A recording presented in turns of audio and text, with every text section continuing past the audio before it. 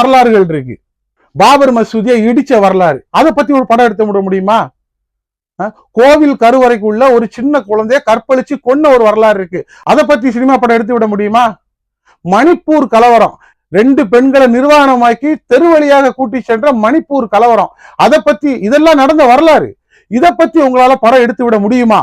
முடியாது. உங்களால அதை பத்தி படம் எடுக்க முடியாது. ஏன்னா நடந்துகிட்டு இருக்க ஆட்சி அந்த மாதிரியான ஒரு ஆட்சி.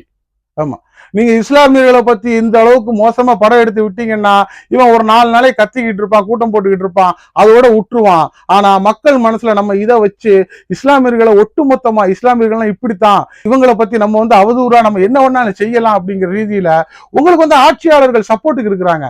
ஏன்னா இவங்களை பத்தி நீங்க படம் எடுத்தீங்கன்னா அவங்க உங்களுக்கு பின்பலம் இருக்கிறாங்க.